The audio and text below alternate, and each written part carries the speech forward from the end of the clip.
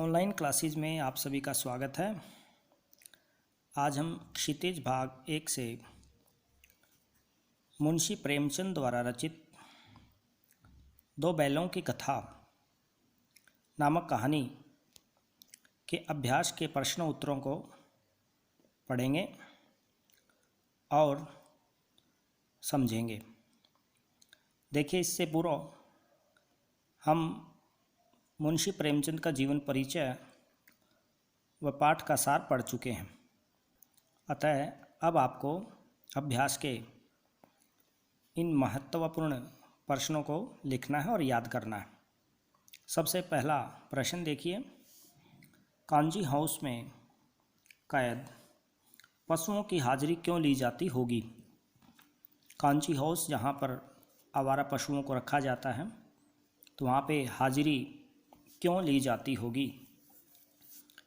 पूछा गया है।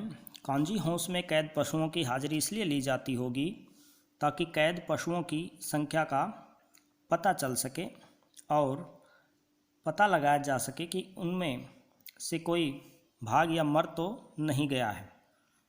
तो ये उत्तर आपका बनेगा।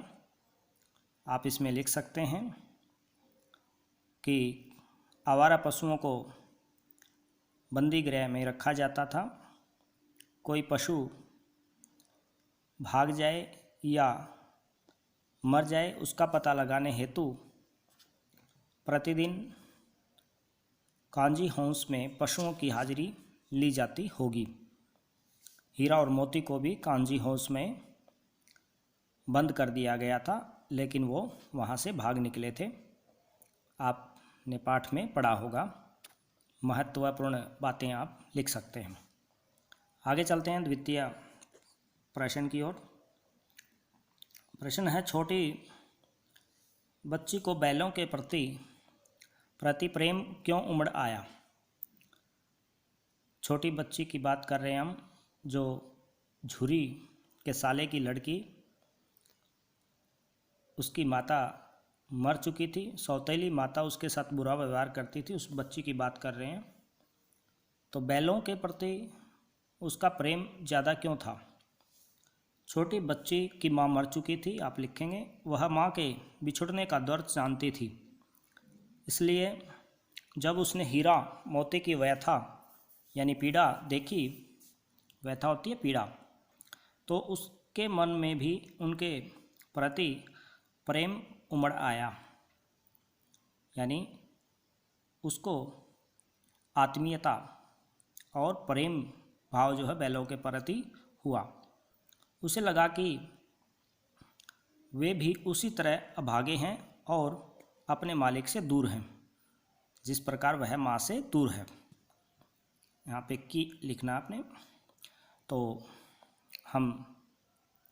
हमें ये लिख लेना है। छोटी बच्ची भी माँ से बिछड़ने के बाद परेशान थी, वैसे ही वह बैलों को झुरी से दूर देखकर समझ जाती है कि ये भी अभागे हैं। अगला प्रश्न देखिए, कहानी में बैलों के माध्यम से कौन कौन से नीति विषयक मूल्य उभर कर आए हैं? नीति विषयक यानी नीति पर आधारित, नियमों पर आधारित। तो उत्तर लिखेंगे कि इस कहानी के माध्यम से निम्नलिखित नीति विषयक मूल्य उभर कर सामने आए हैं। इन मूल्यों को आपने समझना है। पहला, विपत्ति के समय हमेशा मित्र की सहायता करनी चाहिए। ये व्यवहारिकता हमने सीखी। हीरा और मोती आपस में बड़े अच्छे मित्र थे। आज़ादी के लिए हमेशा सजग एवं संघर्षशील रहना चाहिए। दोनों बैलों ने जिस प्रकार आज़ादी हासिल की, हमेशा अपने मालिक के पास आना चाहा, तो वहाँ से हमें ये शिक्षा मिलती है। आप ऐसे लिख सकते हैं। अपने समुदाय के लिए अपने हितों का त्याग करने के लिए तैयार रहना चाहिए। ये हमने सीखा। आज़ादी बहुत बड़ा मूल्य है।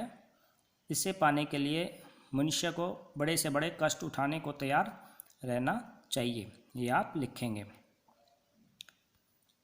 आगे प्रश्न देखिए, प्रस्तुत कहानी में प्रेमचंद ने गधे की किन स्वभावगत विशेषताओं के आधार पर उसके प्रति रूढ़ अर्थ मूर्ख का प्रयोग न कर किसी नए अर्थ की ओर संकेत किया है।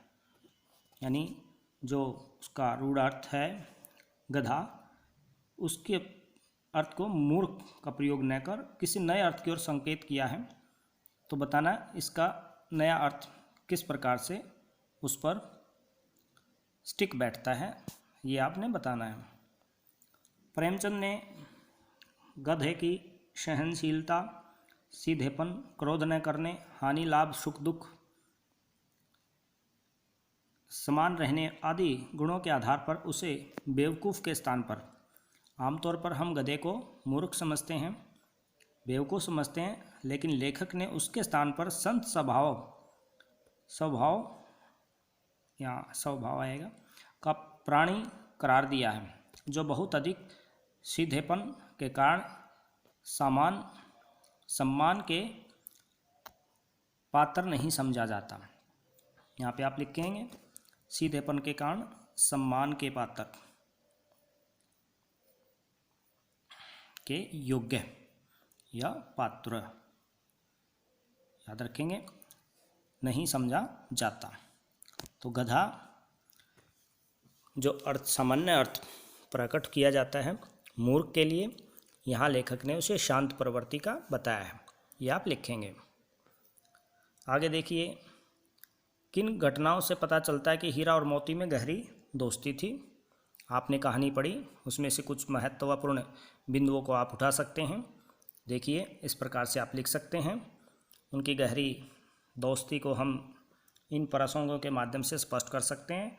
दोनों एक दूसरे को चाटकर और सूंघकर अपना प्रेम प्रकट करते थे।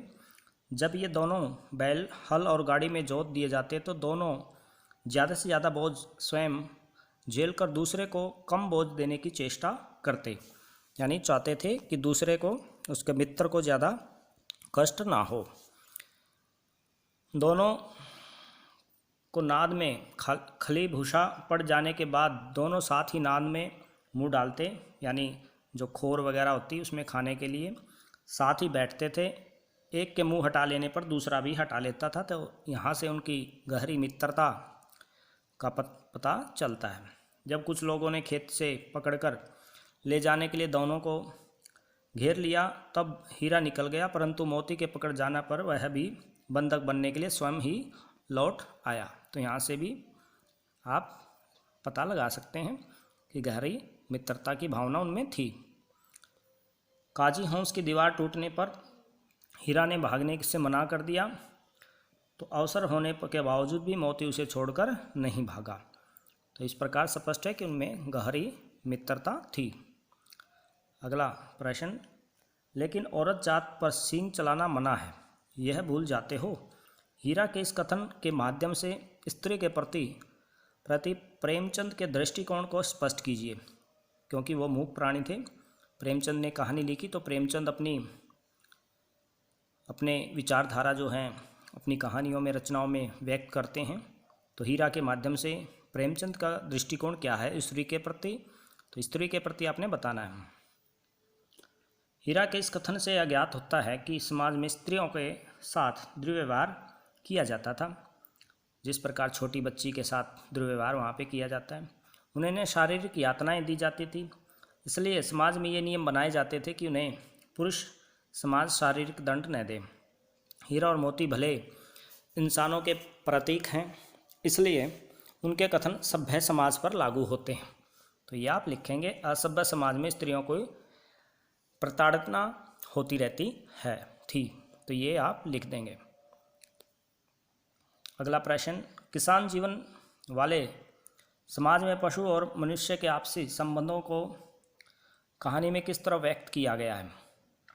तो किसान झुर्री काछी जो था उसके जीवन से आप यहाँ पे बातें लिख सकते हैं।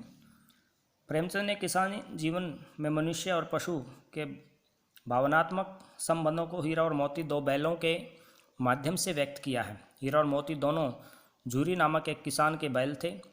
झुर्री उनसे अत्यंत अत्यधिक प्रेम करता था और इसी प्रेम से वशीभूत होकर हीरा और मोती अपने मालिक झुरी को छोड़कर कहीं और नहीं रहना चाहते थे या चाहते हैं। इससे स्पष्ट होता है कि पशु भी स्नेह का भूखा होता है। प्रेम पाने से वह भी प्रेम व्यक्त करता है। इस प्रकार हम कह सकते हैं झुरी के साथ रहकर दोनों हीरा और मोती उनकी आत्मीयता अपने मालिक से बढ़ गई थी। तो ये आप लिखेंगे। अगला प्रश्न देखिए, इतना हो तो हो ही गया कि 9-10 प्राणियों की जान बच गई, वे सब तो आशीर्वाद देंगे। मोती के इस कथन के आलोक में उसकी विशेषताएं बताइए।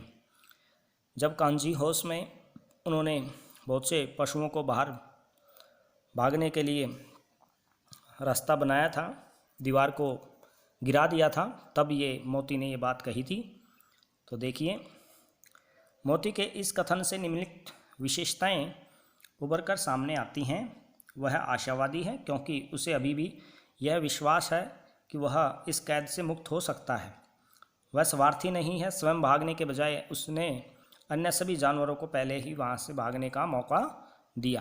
तो ये बात मोती के संबंध में आप लिखेंगे। आगे देखिए, आशय स्पष्ट करना है, यानी इन बातों को आपने समझाना है। अवश्य ही उसमें कोई ऐसी गुप्त शक्ति थी जिससे जीवों में श्रेष्ठता का दावा करने वाला मनुष्य वंचित है। उस एक रोटी से उनकी भूख तो क्या शांत होती, पर दोनों की हृदय को मानो भोजन मिल गया हो। तो पहला जो प्रश्न है वो देखिए, अवश्य ही उसमें ऐसी गुप्त शक्ति थी जिससे जीवों में श्रेष्ठता का दावा करने वाला मनुष्य वंचित है। प्रेमचंद ने ये बात किस संबंध में कही है, हम पढ़ेंगे। हीरा और मोती बिना कोई वचन कहे एक दूसरे के मन की बात समझ जाते थे, यानी मूक भाषा में बातचीत करते थे। प्रायः वे एक दूसरे से स्नेह की बातें सोचते थे। यद्यपि यहाँ पे यह करना है अपने, यद्यपि मनुष्य स्वयं को सब प्राणियों से श्रेष्ठ मानता है, किंतु उसमें भी यह शक्ति नहीं होती। तो कहने का अभिप्राय, वे मूक भाषा में एक दूसरे के मन की बात जानते थे। अद्भुत गुप्त उनमें शक्ति थी। दूसरा आशय जो स्पष्ट करना चाहा था वह उस लड़की के संबंध में था जो हीरा के साले की लड़की थी। वह उन बैलों को रोटी दे देती थी, तो उस रोटी से उनकी भूख नहीं जाती। लेकिन क्या होता, हीरा और मोती गया के घर बंधे हुए थे।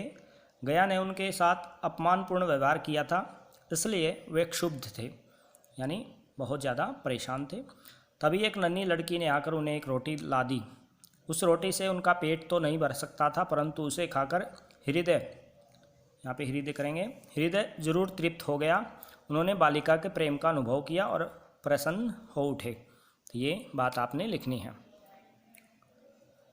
आगे अंत में ये प्रश्न देखिए, बहुविकल्पीय प्रश्न है। गया ने हीरा मोती को दोनों बार सूखा भूसा खाने के लिए दिया, क्यों वह भूसा जो है सूखा रूखा देता था, उनको खाने के लिए नहीं देता था। पहला ऑप्शन, गया पराए बैलों पर अधिक खर्च नहीं करना चाहता था। ऐसी बात इसमें हमने पाठ में नहीं पढ़ी। गरीबी के कारण खली आदि खरीदना उसके बस की बात नहीं थी, ऐसी भी कोई बात सामने नहीं आई। वह हीरा मोती के व्यवहार से बहुत दुखी था, ये बात बिल्कुल सही है। वह उनके व्यवहार से बहुत दुखी था, इसलिए सूखा भूसा खाने को देता था। तो ये आपका उत्तर बनता है। ये अपने प्रश्न लिख लेने हैं और इनको याद करना है। आज के लिए इतना ही। वीडियो को सभी बच्चों तक शेयर करें ताकि सभी बच्चे इनको लिख सकें। धन्यवाद।